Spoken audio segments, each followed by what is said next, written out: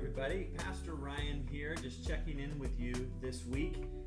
This past Sunday, we concluded our 4-week series on prayer, and we concluded with a reflection on the ways that God meets us in the silence. And as I'm often guilty of, I didn't leave you on Sunday with any practical steps or ways that you could cultivate silence in your everyday life. And so I just want to take a couple minutes to talk about 4 different ways that you could practice and cultivating silence in your life, your daily life, so that God might speak to you in that sound of silence. These are all things to try. Some will work well, some won't. But it gives you some idea if you walked away from Sunday thinking, I want this space in my life where God can meet me, but I don't know where to begin. The first one would be when you're driving. If you think about the amount of time, if you're working or if you're visiting or you're just running about doing errands, that you're in the car in the course of a day, you would have time to be quiet. And that would require you turning off the radio or music, pausing calls, hopefully your hands-free calls anyways, but maybe use that drive time to be silent with the Lord and listen for Him to talk with you throughout your day. And that could be a great space. The second space would be in your house. I don't know if your house is silent. Mine normally isn't. But every once in a while there are those moments, or there are some spaces in my house where I could go that would be quieter than maybe the normal living spaces.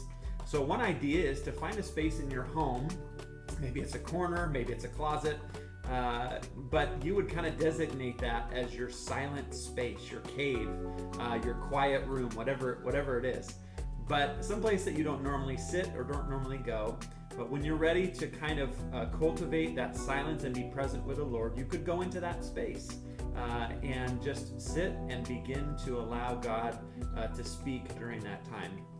The third way is to journal. Some of you love to write, or you love to put your words, and down on paper.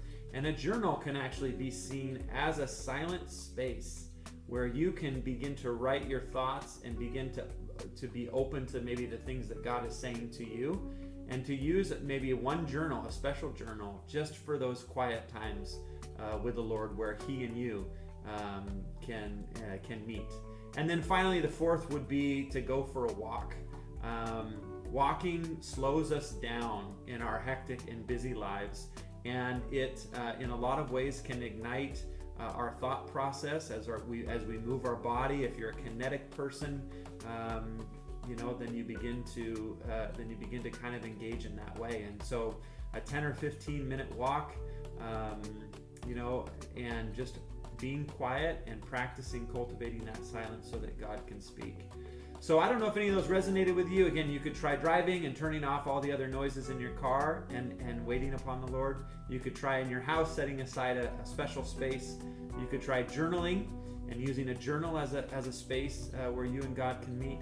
And then you could try walking and just going on a walk, just you and the Lord, and being quiet. I think one of the greatest gifts that God is offering us in our noisy world is silence. And I think He's wanting to meet each and every one of us in that space. So my prayer for you is that you would consider giving one of those practices a try. And I'm confident God will be faithful to meet you in that place. All right, that's it for today. Have a blessed